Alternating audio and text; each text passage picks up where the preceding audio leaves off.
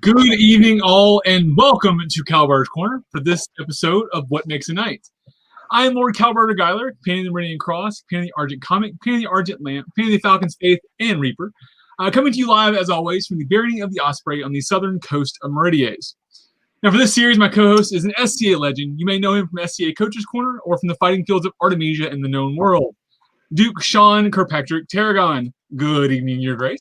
Good evening, Cal. Thanks for having us again. Of course. So I am Duke Sir Sean Kirkpatrick Tarragon. I'm from the Kingdom of Artemisia.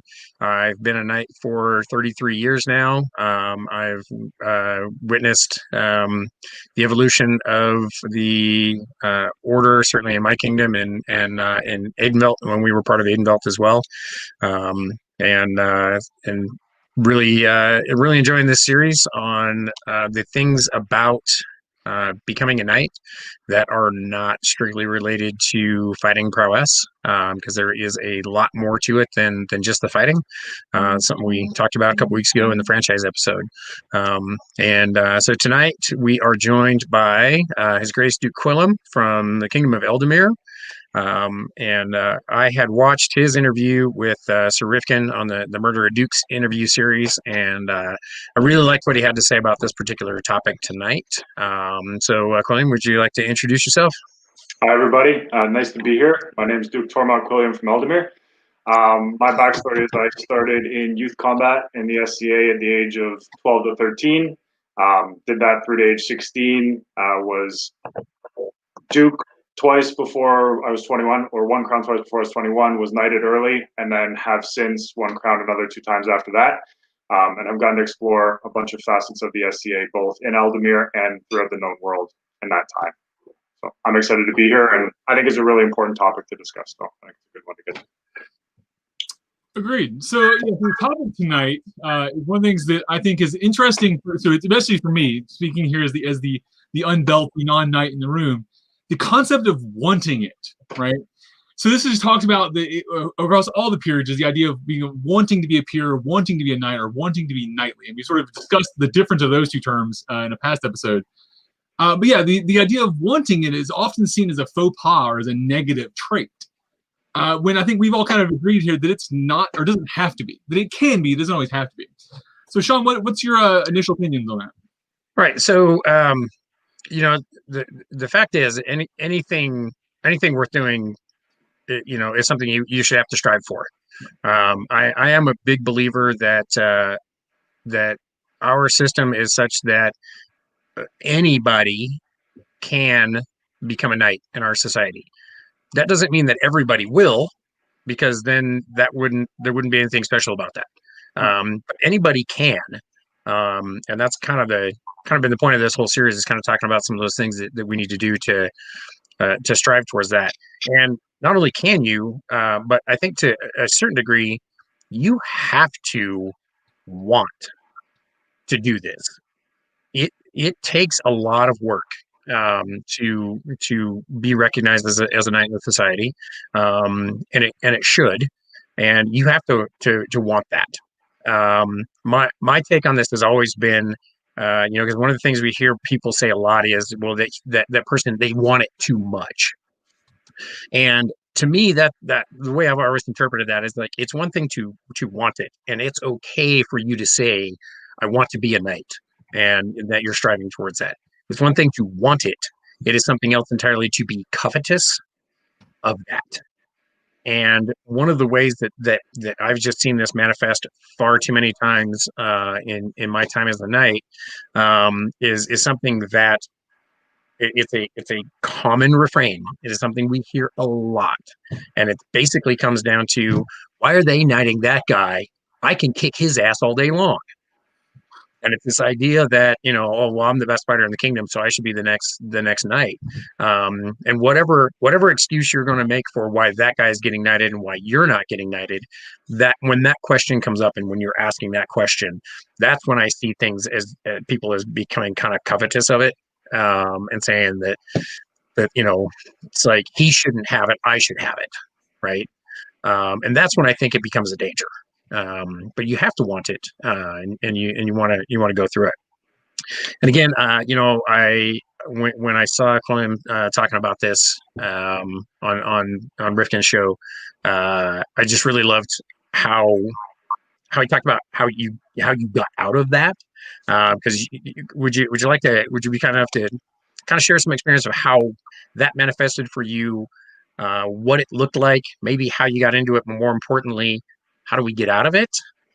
Yeah, I kind of like to tag into a couple of things that you said there, just about the wanting it, and to me, there's this difference between wanting it and being seen to want it, which I think is the thing that comes across a lot in our game, right? So I think you were talking about those two aspects of being a knight, right? So prowess and franchise, prowess being the best, and franchise being everything else, right? Right. And part of the everything else, to me, the biggest part is making sure that everybody else is having fun, right? Like we want to play the game in a way that is the best for everybody.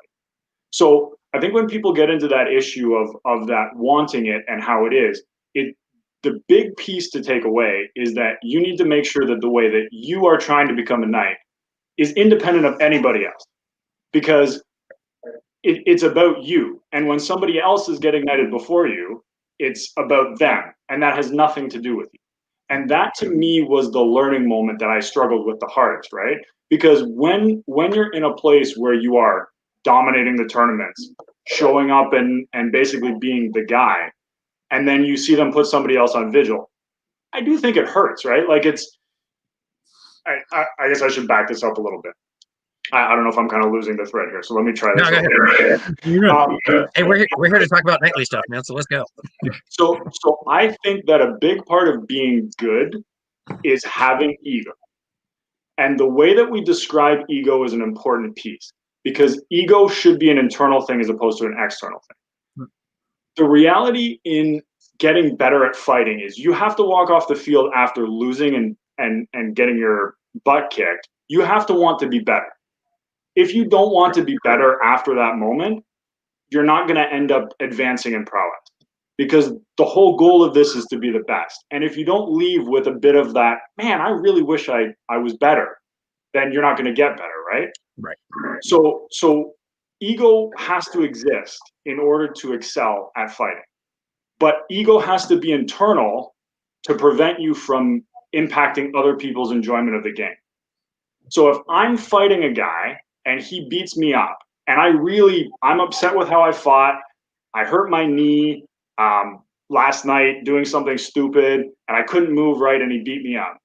And it's a great day for him, right? He had a great day. He executed everything properly, and he beat me up. If I walk out the field going, man, I screwed up my knee last night, then that negatively impacts his day, because I couldn't let my ego be internal as opposed to external.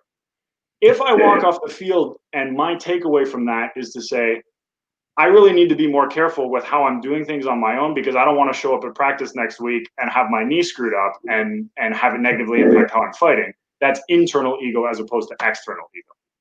Right. So what do I need to do to be good enough that wrecking my knee isn't gonna, isn't gonna be the end of it? Exactly. Exactly. So what that looks like to me related to wanting it and that feeling is, like, so after I won my first crown, I was an unbelt and I reigned as an unbelt. And then I stepped down from being an unbelt and was, in my opinion, in a position where I was one of the best fighters in the kingdom.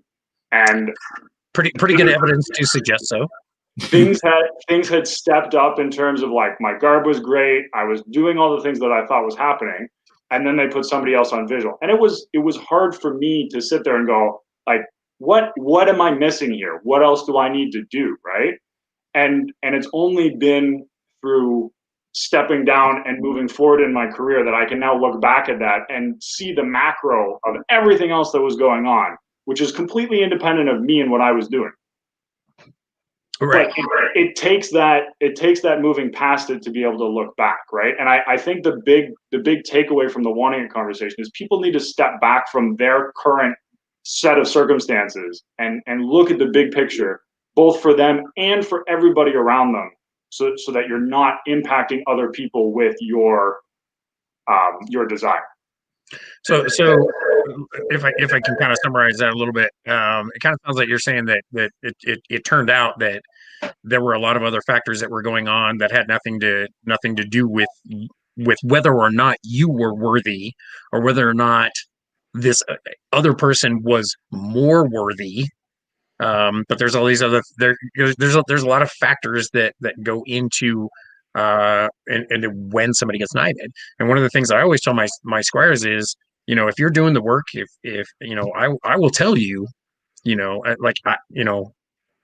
I've often told them, you're going to be a knight, so let's not worry about when that happens, because the circumstances of your knighting are specific to you, and I mean, outside of just standards of knighthood, and I'll get to that in a minute. But I had one of my squires who had very influential friends of his, or people influential to his path, that had to be at his knighting, and that meant that his knighting pretty much had to be at Australia War. And it was one of those things, like, from the time that it was agreed that he would be put on vigil, other people are going to get knighted in that time. And it's like, we've already decided that he's worthy. And meanwhile, there's these other people, right? So, I mean, there's so many things that go into the decisions that we make, and not only who should be added to the order, but when. And the when is very personal. And I think one of the key things to take away is when you need to think about it through other people's lenses as opposed to your own, right? So for me, when I look at where I was at in my path, I'm like, I look the part, I act the part, I fight the part. What's going on? I had been fighting for 3 years. I'd been an authorized fighter for 3 years at that point. There were people in the kingdom who had been seeing me for a year and a half. And that is a really important thing to think about, is that just because even if you're quote unquote ticking the boxes to yourself, that doesn't mean that everybody else has experienced you, or understood you, or become familiar with you, or knows what you're about. And that's a key thing that I think a lot of people stumble with, is they go to their local events, they go to their local fight practice, and they exist in this place there, but everybody else hasn't seen them or isn't familiar with them. And it's just a question of how that outside lens looks at you to understand who you are and see you as a knight. Because at the end of the day, you need to represent an entire kingdom when you are a member of our order, right? Or an entire society.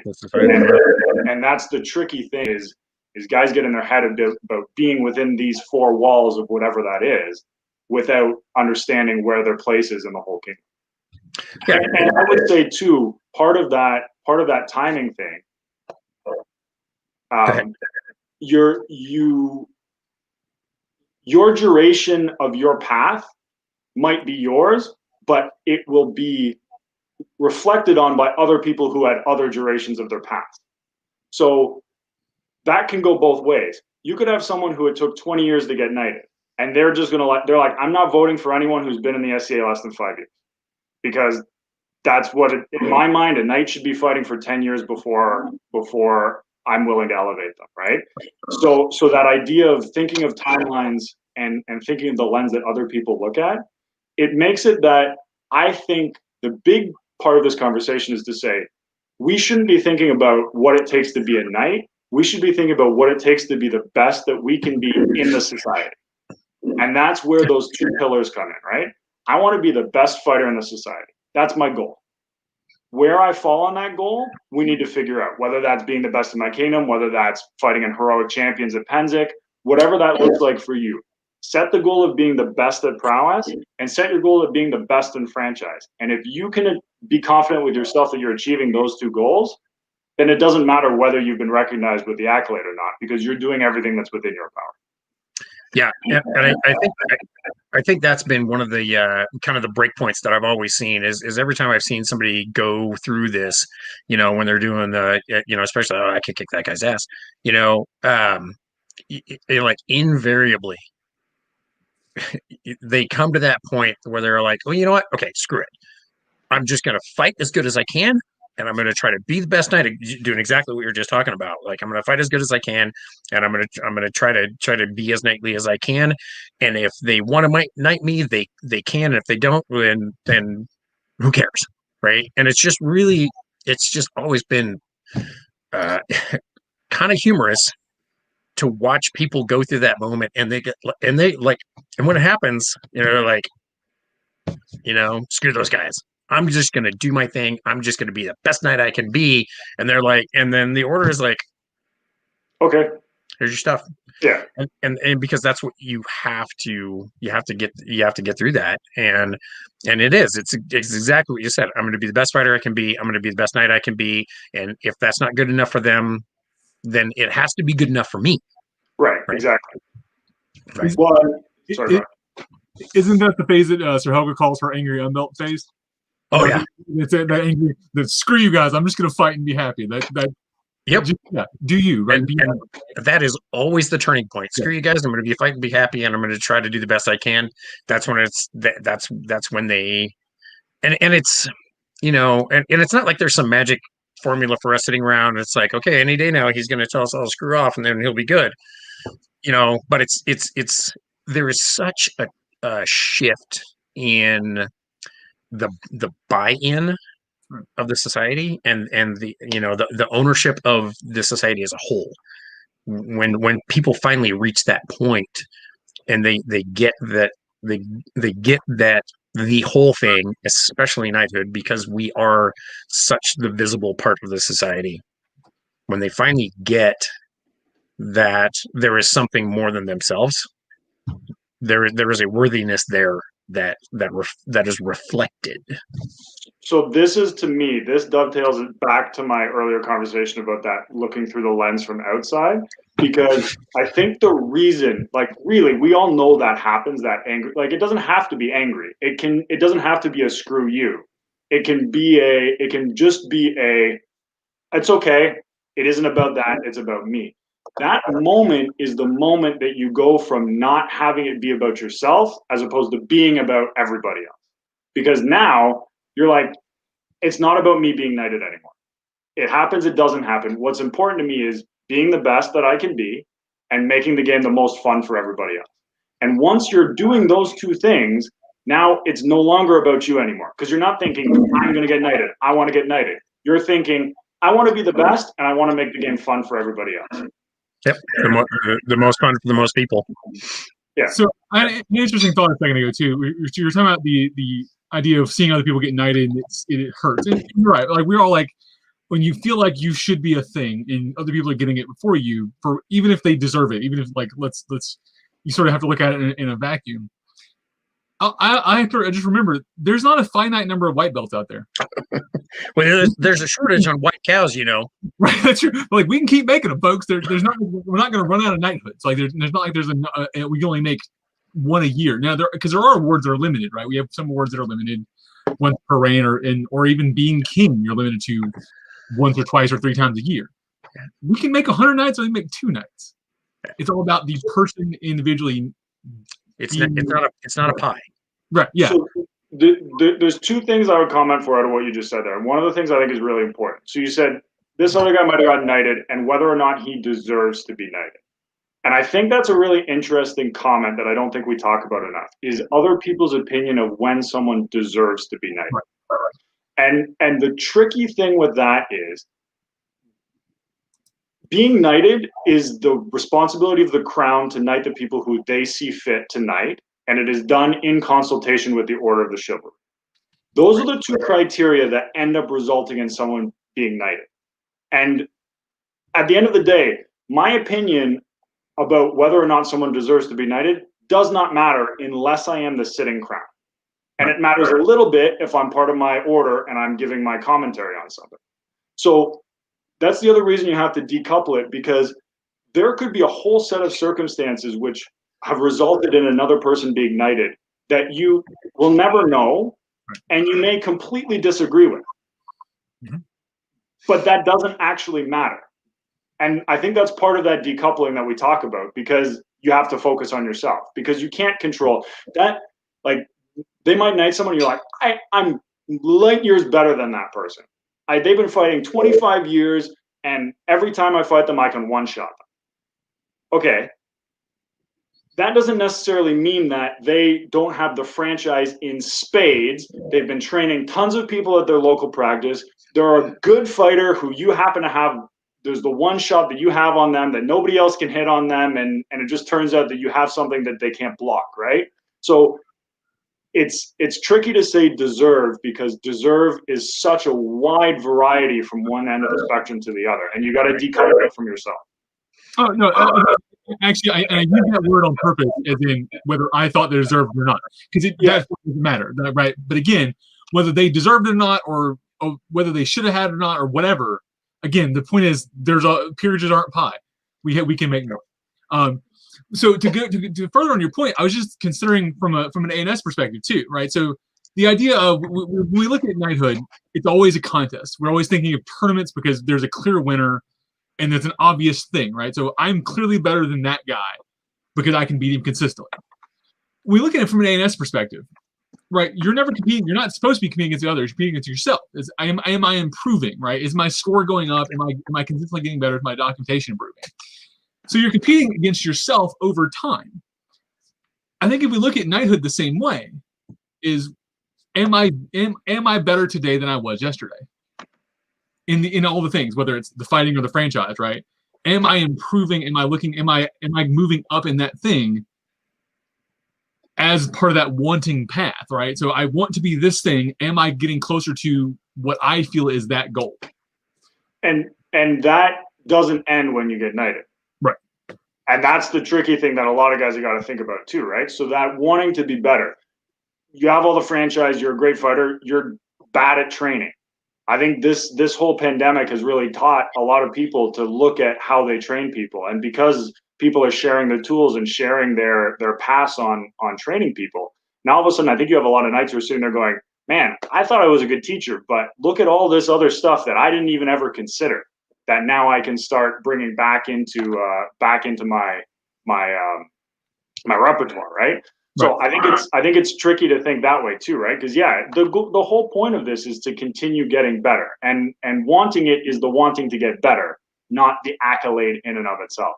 Right. I think the comment there about the number of knights made is an important thing to twig on too, because there's this tricky thing that happens in the SCA, which like when we talk about, yes, you can make as many knights as you need to. But if every single person is a knight, then the specialness or the recognition starts to fade to a degree. Right. And that's the tricky aspect of finding the magic line of when someone's a knight and when they're not. Because it's easy as an order to sit around and say, that person's been doing it forever, they're good enough, they've got great PLQs, we've been waiting for this long, why aren't we knighting that person? But if that's true with everybody, then it takes away from the person who has worked really hard and improved themselves and made themselves the best they can be and dedicated themselves to it. And you got to balance those two things up against each other, which is the trickiest part of being a crown when you're sitting in one of those meetings, right? Because I don't know what it was like for you, Your Grace, sitting in those meetings, but when you're taking the advice of people want their people to get knighted. Like it's when you're training someone and you're working with them and you're seeing them, it's not so much that they're promoting them, but they're invested in someone's success, right? And they're hopeful for them, right? Yeah, exactly. You want your guy to have good things, right? And you see how hard they're working, right? And you see what they're trying in a different way than everybody else does. So yeah, definitely. One of the things you're talking about with decoupling that, and especially when you're looking at the worth of one candidate versus the worth of the other. One of the things that I've told my guys from the beginning, and the most recent of my squires to be knighted had reminded me at some point, because I was honestly, I got a little bit frustrated with some of the comments that were coming out, where I'm like, this guy's pretty solid package. And I was reminded while he was still my squire, he looked me straight in the face and said, "Their belt is not my belt." And that's really what it all comes down to. There are so many factors that are involved, internal and external, that, so many things that the candidate themselves can't possibly be aware of. And it all comes down to their belt is not my belt. Their worthiness is not a reflection of my worth or lack thereof. I think one of the interesting things to take out of that is finding a measuring stick which is independent of the pre-built society ways of measuring yourself, right? So we have fighting awards, we have service awards, we have being a squire, we have being a knight, and those are kind of these clear markers that everybody takes part of. I think it's really important for people to figure out different ways of measuring their own success that are outside of those markers. So two aspects of that I think are really important that helped me personally. One is from the prowess side, out of kingdom fighting and travel, which I'm sure everyone's talked about how important that is for advancing your prowess, right? But there's something that it works for yourself when you take yourself out of your pool at home and go to the mid-realm, go for me or the mid-realm, Ethelmark, the East Kingdom, and then try yourself in those different places and do it on a semi-regular basis. It's a good way to gauge where your prowess is, independent of your local group, right? The other thing that I think is important is on the franchise side. I early on in my career, and all of the queens that I had were established members of the society who were baronesses or countesses already. And they were great sounding boards for me to track use the word franchise because that's what you've been discussing but pure like qualities, however you want to say it, right? Because I think it's important to take yourself out of the fighter mindset and see how you're perceived from the community in general. And the best way to do that is to go outside of your knight and your knight's partner and outside of your squire brothers and outside of the fighting community in general, and develop relationships with other parts of the society so that you can see how they perceive you. And that's an important touchstone back to yourself to track on how you're doing in your overall roundness. Yeah, I mean, because we again because we are the most visible order, and the crowns of the society, the way our structure is, the crowns of our society are heavily influenced by our order, and that gives us a disproportionate influence, if you will, for kind of how things run.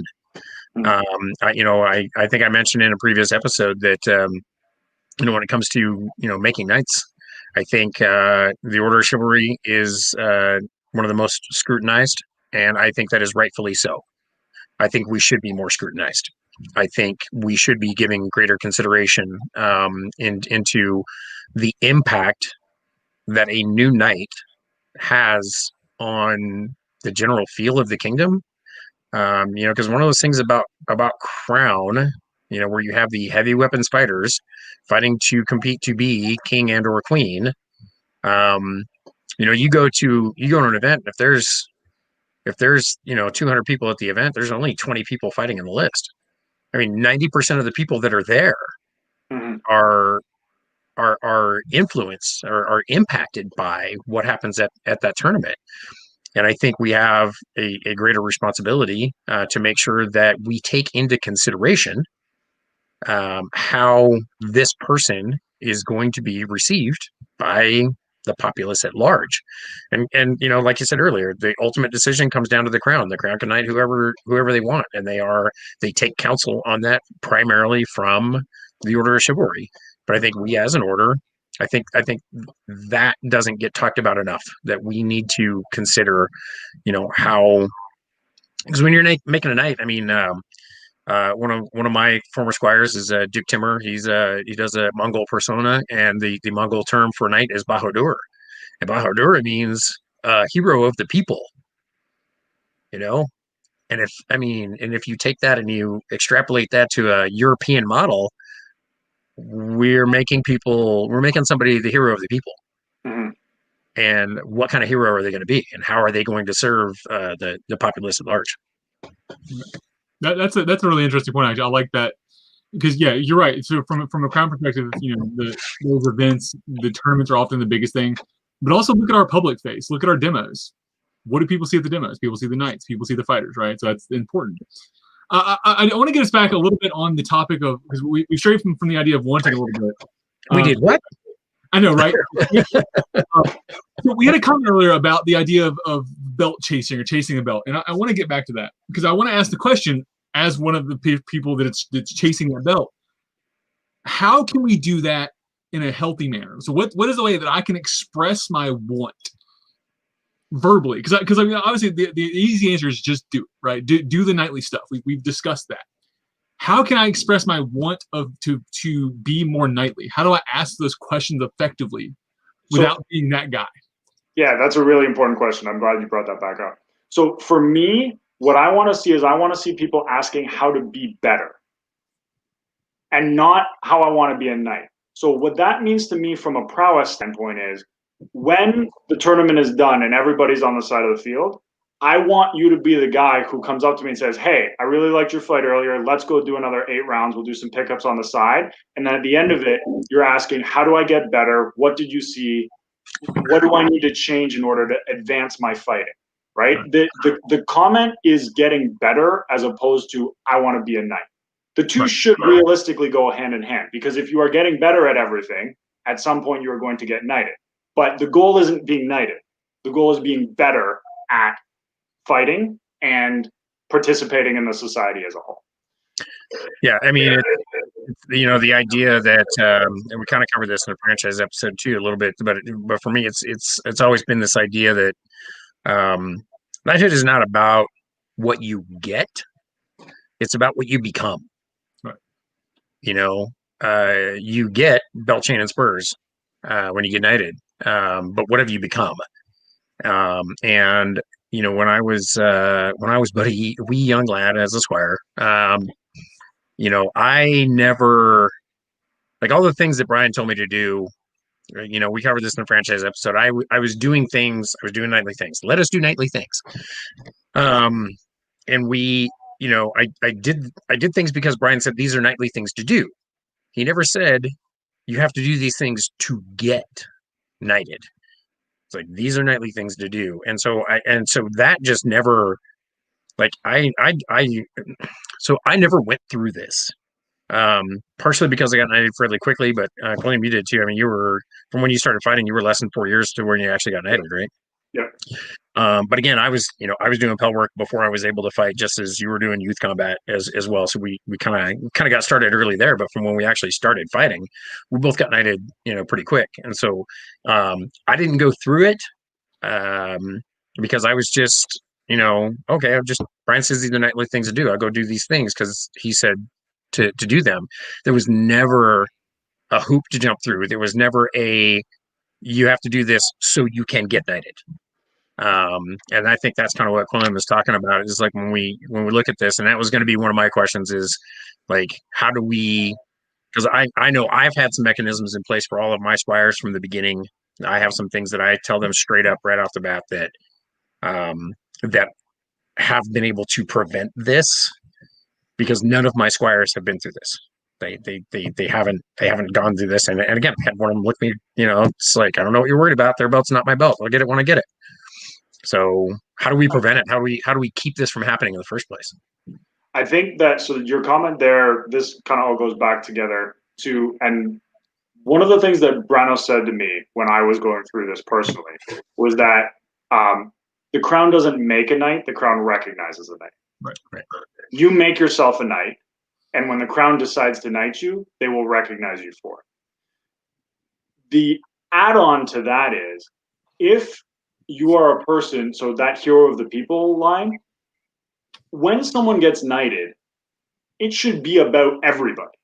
Right. The entire crowd should be like, yes, I love that person, knight them.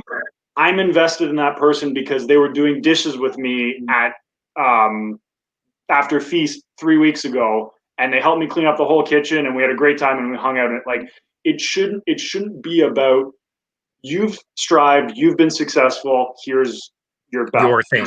It should be a recognition that you are part of this bigger thing that you've brought to the whole group as a whole, right? And people should be invested in you, and that's to me when that recognition should be awarded. Right. That's actually interesting. So I call that elevation by accolade. So there's one of the in the making of a saint. There's 2 ways to make a saint, and one of them is by, or I'm sorry, 2 ways to make a pope. One of them is by accolade. The cardinals literally all just scream their name out and they become the pope. So like that was when I was first sort of on my path, like starting my path to become a knight. Like I was like, okay, what am I doing? What am I looking at? And people started asking me, okay, what path are you on? What are you doing? What's your thing? And they're like, oh, well, okay, if you want to be a knight, you have to have a knight. You got to be a squire. I was like, well, I don't really have any of the knights that I want to be a squire to. I don't necessarily want that relationship. I'm not there yet. Let's start around that. Well, okay, well then you're not ready for that yet. And I was like, well, if it takes me having a knight, having somebody sitting in a council to become a knight, then this is politics. That becomes a vote at that point, right? So I want my goal for me personally is when my name comes up in council, it's just oh, well, yeah, done. And there's not even a question. There's not a vote. There's not a discussion. It's a yes, check mark. And when my name comes up in court, they go, well, hell yeah, that's a knight, right? That's what I want. That's the accolade I want to feel. And if I don't feel that, I'm not there yet. Then I'm not personally deserving of that accolade. And here's the really tricky aspect of that is that it's actually successful to have it happen the other way. And I think that's a big part of the problem that we don't talk about, because it is possible to have your knight advocate for you and get knighted without doing it in quote unquote the right way. Right. You can get knighted by being egotistical, by not caring about anyone else having fun, by having the right people in the right places advocating, by doing a social media campaign where you post everything on Facebook saying where I am and what I'm doing. Right. That is a path that people have gotten knighted. Yep. And that can make it really frustrating for people to not do it that way, because they look at it and say, well, everyone's sitting here telling me to be the best I can be, but look at that guy over there who didn't care about any of that and got knighted. Right. And I think that's a problem that we are going to run into more and more as social media continues to evolve, right? Because I think we see that sort of public persona versus private persona, and I know I've seen people successfully campaign to be knighted on social media. And the tricky thing is that we need to make sure that we're advocating to our people that they need to do it in a way that can be of the people and that people can be proud of when that accolade is finally given. Right. Yeah, I think that's one of the things that I've done to kind of make sure that my guys don't go through this is kind of what Kal was talking about, that by acclamation, right? The peerage by acclamation, right? And it's I've told my guys from the beginning, you will not be accepted into the order. You will be demanded into the order. Right. I don't expect anybody to have a unanimous polling at any point, and really, if that was the case, I could just get 3 people that I know that were favorable, and we could do unanimous polling if that's what you really wanted. But I've had a couple of my guys that had favorable pollings, and then something went south, and I had to say no, and then they later got knighted. That's happened because my squires know that when they are squired to me, and this is one of the ways that I think I kind of cut that off of the past, because I know being knighted young myself, just like you, I certainly had my detractors. I'm sure you still had your detractors by the time you got knighted as well. And I don't want somebody to have any questions about my squires getting knighted. I don't want anybody to say, well, they just got knighted because they're Sean's guy. They need to be demanded into the order, and really that's the only measure of that's my measure is, it's not the, you got to beat X number of fighters X number of times or any of that nonsense. It's like when the order comes to me and says that I'm sorry, Your Grace, you're wrong, we're knighting your squire.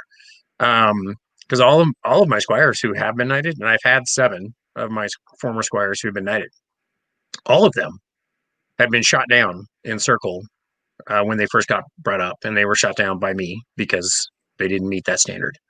And I've told them from the beginning that I will be the last person to say yes. I told them that I will not advocate for them. I do not bring them up in circle because, as Kal was suggesting, I want their word fame to be worthy of being talked about in the first place. And I'm just not the guy that's going to say, what about my guy? Just like you were talking, Quillam. And I think having that expectation from the beginning, they know that that first off, when they do get knighted, they will have passed the strictest possible measurement of success, and they will be more prepared to be good knights and to be that hero of the people. I think it does a great disservice when somebody kind of pushes their own candidates, and everybody's got their own opinion about whether, and there are some kingdoms where you have to have an advocate. You have to have somebody that is putting your name forward. And those are cultural differences, right? Everybody's got a different way of doing it, but I've always told my guys, you'll get knighted when you're ready. And it's, and I think that has made it a lot easier for them to understand, again, that their belt is not my belt. Mm-hmm. Right. So Duke Quillam, you mentioned something a second ago about the idea of social media campaigns, and a bit off topic, but I wanted to touch on this for a second because Mary Logan talked about that we've also seen a lot of peers, especially in this last year or so, that have fallen from grace due to social media, because we're actually seeing a lot of what people really are now versus just what we see in that 36-hour period on the weekend. Yeah. So I want to disagree with what you said. Like, where do you feel that falls in of both good and bad? So the interesting thing with that is I think we've seen a lot of peers fall from grace. I don't think we've seen a lot of candidates negate their candidacy, because I think people are very careful when they are in the process of being in pursuit of an order, where they maybe don't display who they are 100% of the time on social media. You have seen a lot of people who have the accolade, who couldn't care anymore, who are, this is who I am, this is who I'm going to be, and here it is out here. And then you get the public backlash when people see it and say, no, we're not okay with that. The really interesting thing about that is how many of those people have been removed from their orders or resigned their orders. I think there's been a couple of banishments, but I don't think anything has been finalized on any of them. But. Exactly. So the interesting thing for me about where we're at with social media right now is, this is, now we're getting into a whole separate conversation, but knighthood is in a way a path marker, but everything after it, there's no going back before it. So people do this. I've seen the social media campaign that people put up where they're portraying the them that they want people to see, and then they get knighted, and then they don't care anymore, and everything else comes back out, which is, I think, the thing that we need to safeguard against as a society, is making sure that we actually know the people who we are putting in positions of prominence and of looking up to people, the complete person. The interesting thing as well, when I talk about that campaign of social media, so I think there's this mechanism that happens within orders where, and this is kind of getting into the mindsets of how an order votes, right? So I've seen a lot of the time when a candidate gets brought up in the order, they got to get brought up for a while, and then they got to kind of go away. And then they come back up again, and people are more familiar with them. And then at a certain point, people are like, yeah, we've been talking about this person for 5 years. They've done all these things. They've ticked all the boxes, bang, bang, bang. We're going to elevate them. That whole process, I have seen people push through their social media where they're like, okay, well, people don't know me in the kingdom. So I'm gonna go to events, and I'm gonna post pictures of myself at events, and I'm gonna talk about what I did at the events and say that I was in the kitchen after the event, and now everybody has seen it. But really, that negates to me the whole point of why you should be doing the things that make you a knight. You shouldn't be doing the things that make you a knight to be knighted. You should be doing things that make you a knight because that's who you are, whether the camera's on or the camera's off. Yeah. So if I may, though, let me give you a flip side to that argument, because I completely agree with what you're saying, that you shouldn't be doing it just for the publicity, right? So I agree with you there. I think there is an interesting thing we can do with social media, and this is speaking of someone who's literally doing social media currently, and that we can use that to help those of us maybe who are on the edges of the kingdom, right? Who can't get to because I'm Sommeliers, we're about 10 hours across, give or take. Yep. We get the top side, right? So most of our large events are 6-8 hours from me. I can't hit every crown list and every coronation and every of these big tournaments, but I can post my Pell work videos or show me fighting or show my, I'm doing a 108 challenge or this and that on social media, so to show the Knights as a whole or the Pelicans as a whole or whatever that I am consistently doing a thing, so that I'm not just the hot stick on the weekends. I actually am putting in the work all week. So I think it also serves as a sort of a documentation process, like for to show that consistency. It's one of the reasons I started this channel, sort of in the idea too, was that this is sort of my SCA resume, right? So a lot of someone doing the channel is a lot of my opinion-based things, a lot of sort of just my stuff, right? And then obviously brought some new stuff in recently, but this also gave me a way to show my peer and the other people in my path of, look, here's Kal's opinions, here's sort of Kal's life in the last year, here's what he did during the pandemic. I didn't do it for that, but it was sort of a secondary thought of, this is a way I can document what I'm working on. So I think it can be used that way. You're right, but you're right. It's one of those things. It's a tool that can be used poorly. Well, and I think the key thing that comes out of that is whether you would be doing it or not, regardless of what everything else is going on, right? Like there are people who are going to make fighting videos because it's what they love to do and that's what they're passionate, and they want to share that with people. That's absolutely great. If your knight says, hey, they're telling me that you're not, like, the order is saying that you're not doing enough service, you need to make sure people know what you're doing, and then someone goes out and works in the kitchen for 3 events and then posts about it every time, that to me is something that is separate from documenting who you are and what you're, like, the whole point of social media is to share ourselves with the people around us. Like, it's evolved into this other thing throughout. But to me, the whole goal is to say, here's the things that I like to do, and I want to share them with the people that care about me. There's nothing disingenuous in doing that. What is disingenuous is changing your behavior slightly and then sharing that slight change in behavior to make it look like you're doing something other than what you actually are. Yeah, I'd say when the pandemic kind of started up here, my my YouTube channel kind of shifted a little bit from being a fighting channel to being a sewing channel.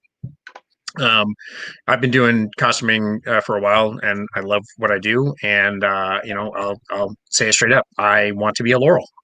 It's something that it's a long-term goal of mine. It's something I want to do, and I've done a couple of classes on some stuff that I'm known for that I went ahead and put online, because that's a convenient place for me to put it. I've got some pictures of some projects that I was like, oh yeah, I did that thing. I need to get all those pictures together and get them in an album, so that I can have easy access to those things.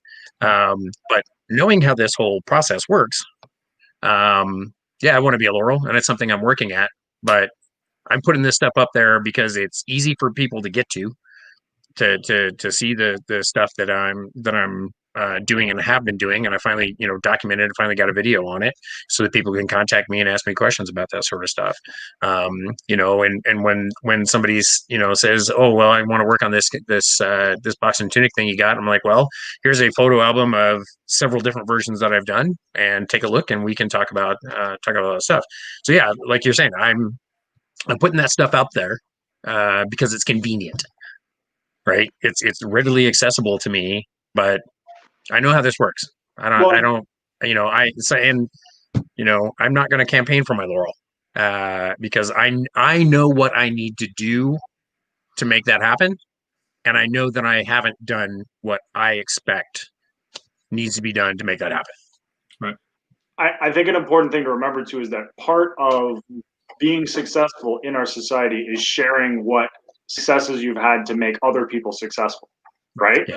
And that's an important thing to remember too, particularly when you're talking about arts. Like the whole purpose is to share with other people so that they can learn more, so that they can help you learn more. And that's true with fighting too. It's just that fighting is much more of an interpersonal. Like you have to be fighting somebody in order to like.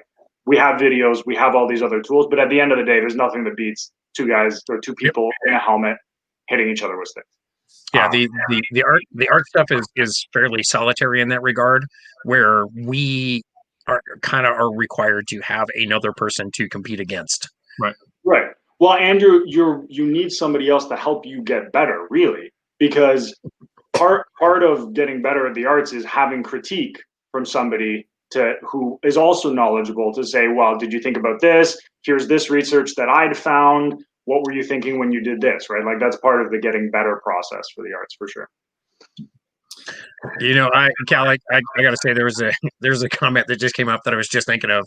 Her Excellency Remote up in Billings, she is the wardrobe coordinator for our current crown, and before all this went down, I helped her do a fitting for 14th century dress for our queen. And yesterday she sent me pictures of what she got all together. They looked absolutely magnificent. And I'm like, you need to post pictures of that shit. You need to put that up there. People need to know that you can do this. And so that's kind of what you're just talking about. Like, yeah, I helped her do this thing, but she's done all the work. She has, she's really expanded her knowledge of a different period, because the 14th century is not something that wasn't her specialty. Right. And she picked it right up, and she sent me the pictures, and she was beaming with pride, as she should. And I was like, yeah, you need to let people know. You need to put that out there. Yeah. So, hi, Remote. Yeah. Okay, we have a couple questions I want to hit from the comments here. I'm actually going to go way back to the beginning here, because there was a question that came in that I wanted to address. This is sort of off topic for the show, or for this episode, but is topic of the show. And I'm just going to hit it real quick and sort of get an explanation, then we'll hit the actual comment I want to get to. What if you don't want to become a knight, but a master of arms? All right. So Sean and I have talked about this sort of backstage, and we've discussed this. The short version is a master of arms and a knight are the same thing from the path. The path is getting there is the same, right? So the only difference, technically, legally, whatever, is fealty after the offer, right? Yeah. So theoretically, being knightly in this case, so in our case, what makes a knight is the process, the box, the offer of elevation to the order of chivalry. We're not talking about what is required to be a master at arms is exactly what is required to be a knight. And we are talking about it in terms of knighthood. Like I said, it is the same order. It is precisely the same order. It is one order. There are just two different paths of fealty, really.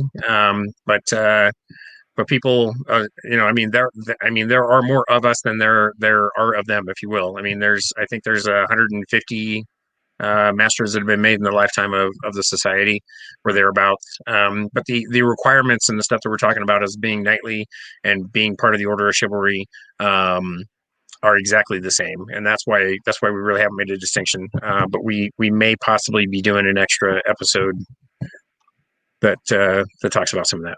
Yeah, well, I'd like to, because that question has come up in every one of the comments, and we've sort of ignored it because it's, like I said, the opinion is it should be the same, and that's the goal, right? So if you're out there talking about that, from when we're saying the word knight, and if you're one of the people who can't sort of feel, it's just an easier way than saying order of chivalry, right? So just understand that that's what we're talking about. Okay.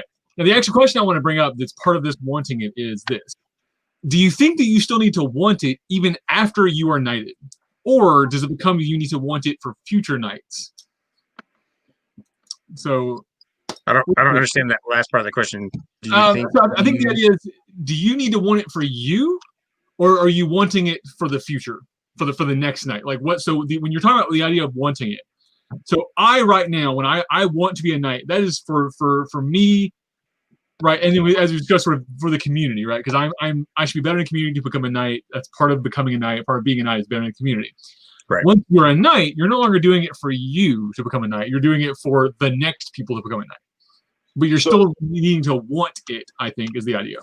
So this is where that decoupling from wanting the accolade versus wanting to be the best at those two aspects of it comes in for me, right? That never goes away. You should want to be the best that you can be within your current set of circumstances, regardless of everything. What shifts is once you are a knight, part of that wanting to be the best becomes wanting to be the best at performing the duties of a knight. So before you are a knight, one of your responsibility is not to perform all the duties of being a knight. Yes, it's great to train people when you can and all of those things, and those are part of the duties of being part of the society. But when you are a member of the Order of the Chivalry, there are specific things that you should be doing as a knight for your community. And those things continue because you want to be the best at those that you can be. Yeah, I think there's a point. This is something else that Kal and I kind of talked about is like once you get knighted, there is a brief moment, or sometimes a lasting moment of now what, right? I've got this thing, and and whether you went through that wanting it phase and that covetous phase, or the angry squire phase, whether you went through that or not, when you finally do achieve that, there is it is a legitimate question to say now what, and and part of that is as we discussed in the episode on franchise, it's the idea that you're doing all these things that your knight tells you are knightly things to do, and then you get the accolade, and now you're like, there's what kind of knight do I want to be? What does franchise really mean to me? What does knighthood mean to me? Instead of doing my knight's version of knighthood, what does it mean to me? And Right. and how am I going to define knightliness for myself, and how am I going to pass on that vision of knightliness to my squires? And it's but yeah, it's very much a thing where once you receive the accolade and you get knighted, we have to want to be better knights and have a better understanding of what being a knight means to us, and understanding that now that we are knights, people are going to look at us much more than they had before. And I mean, there's your whole kingdom, all the unbelted fighters in your kingdom especially are going to look at the newest knight that they have. So all your contemporaries, all the up and coming knights, are going to look at the new guy that gets knighted, and some of them are going to say, okay, that's what I need to do. If that's what it took for him, then I need to do those things, right? And you can be that kind of example. And but all the other, all the fighters that come after you were knighted, all the people that were not playing, when you come into the society fresh and brand new, and you see a pool of knights, and you see the very different, all the different franchises, you see all the different versions of knightliness, you're going to look at one of them and say, I want to be that. That's the knight I want to be. And so, yeah, I mean, wanting to be a better knight is part of that, and that understanding that somebody's going to look at you and want to be the knight that you are, and what kind of knight is that going to be? Right.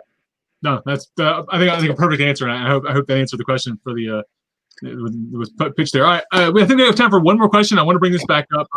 So this is I'm going to address this directly to Duke Quillam. So this is because we're going to hear Sean's opinions. We have sort of Sean's opinions on this, being we have a series on it. But, I got lots of them.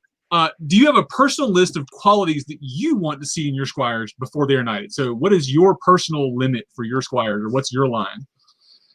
So when I'm talking about what I want to see for a knight, the critical thing for me is and will always be prowess. So I personally have a very high bar that I set for prowess, because I believe that, particularly from an interkingdom standpoint, I would never want one of my squires to show up on the field of Pennsic and have anyone go, I guess that's an Eldemirian knight. Right. Does that make sense? So I want someone to be basically untouchable. and have it be a foregone conclusion that they are the best. And that's my personal opinion on it. And I feel like it's a high bar, but it's the bar that I like. Now the flip side of it is on that franchise aspect. I feel like sometimes people get into this like when we talk about lists and you need to have an art, you need to have a science, you need to have a service, you need to have this kind of stuff. What I want to see is I want to see someone who is well-rounded and enriches the game of everybody around them. Right. So I want to see someone who doesn't just care about what's going on in the field of fighting. Because the reality is, Your Grace, and you said it very well, at that event day, there's 20 people there to fight, and there's 200 people there doing everything else. And if those 180 people aren't having fun, then the 20 people on the list field don't matter.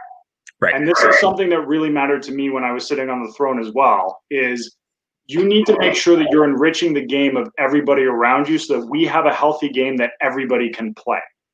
You might like fighting and really only want to fight. But if all you do is show up and fight, there's no event. That's a fight practice. Right.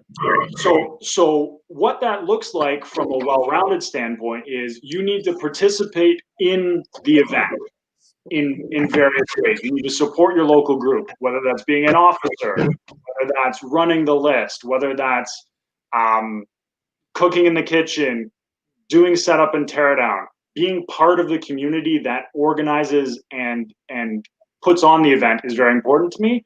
And from the art standpoint, I think it's important to have interests that are not just fighting. And that's where I think we fall down on that arts. I think people are too quick to say, like I've heard this before in chivalry meetings where people say, well, what's their art?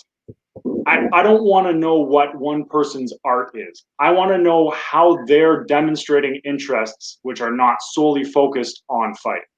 I want to see them trying something at like we have a Kingdom ANS event called QPT, which is the Queen's Prize Tourney, where people just, it's a very low key, there's judging, but it's not like very hard judging, right? It's like an ability to share what you're interested in, make something, bring something, do something, share it with people. I want to see people engaging at that level where they're bringing something to the table that other people can enjoy, and can stand behind it and say, I made this cool thing, let's talk about it.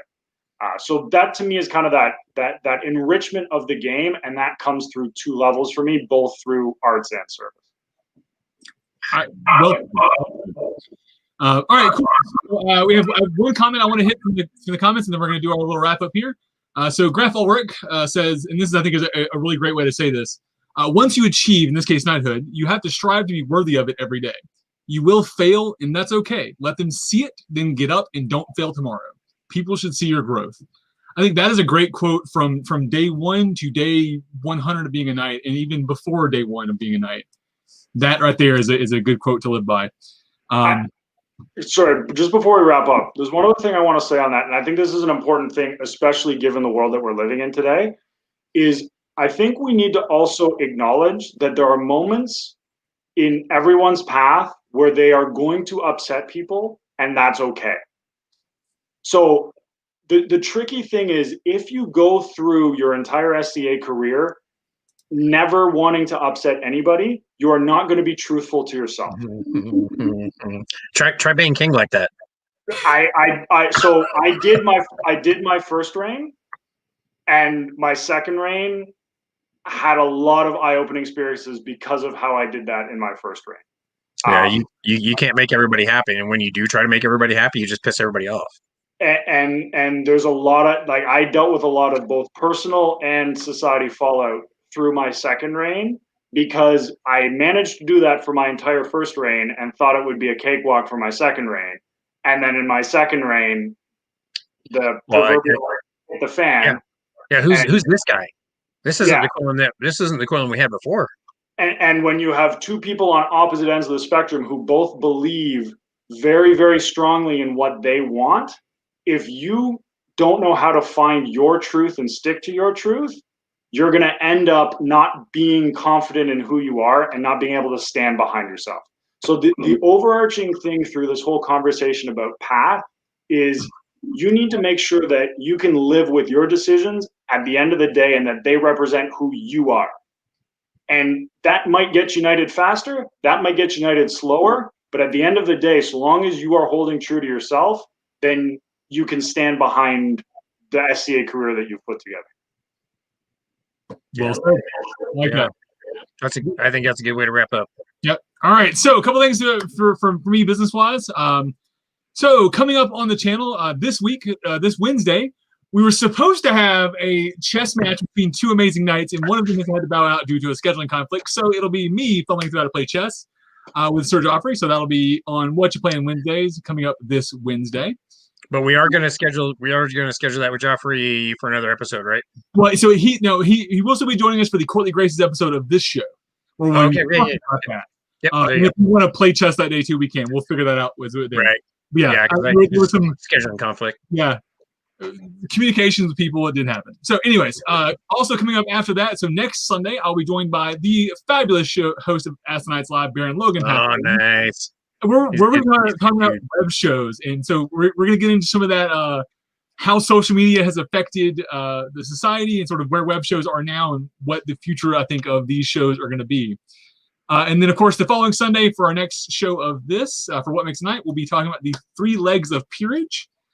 With 2 amazing knights. Duke Sean, who are those knights we'll be joining us? So this is going to be Sir Robert Dispenser and Sir Leah Dispenser. Robert is my grand knight. He was the founding baron of our local group. Leah, his wife, was the second baroness of our group. They are both quad peers. They're both Knight, Laurel, Pelican, and Viscounties. And so for talking about the completeness of that 3-legged stool, right? Fighting arts and service. I don't think I could imagine somebody else that I would want to talk more about with that particular subject. These are 2 people who have been just heavily influential, not just on me, but on really the culture of our entire kingdom. And so I'm just super excited to be talking to both of them. I agree. All right, so in closing, thank you, Duke Quillam. We appreciate you for joining us. This has been an amazing talk. I think, as not knowing you before this today, I really have enjoyed getting to know you through this conversation. I was like hearing the new thoughts of people from, especially from other kingdoms, on what they think of the peerages and being knightly, and it's a really neat especially for me in my path personally, to have that broad spectrum. So thank you for joining us. Thank you for having me on. It's been a lot of fun. Yeah, thank you again, Quillam. I really appreciate it. This is one of the really great things about what Rivkin is doing with her interview series. I think you and I had been at the same event, probably Gulf Wars 10 years ago, but we didn't get a chance to fight. And so you were one of those names that I've heard of for a long time and didn't really know. And so it's been really, really great hanging out with you and being able to talk about something. And I really loved your take on it, and I was just really, really grateful to have you here tonight. Thank you. I really appreciate it. So yeah. Thank you to both of you for what you're doing, keeping everybody connected in these times. It's important. So. Of course, it's our pleasure. And thank you, of course, to everyone out there in the audience for joining us. You guys have been great. Thank you for the comments, and please keep those up in the future. Remember to like, follow, subscribe, both this show and the channel in general, and all the other shows out there. Go look them all up and click all those buttons. We love having the feedback and love those little like buttons going ping, ping, ping. I've gotten 2 during the show, and I just love seeing the phone light up with a new subscriber. So thank you all for continuing to join us. This has been Kal, Sean, and Quillam in Calvar's Corner. Now, everybody. All right.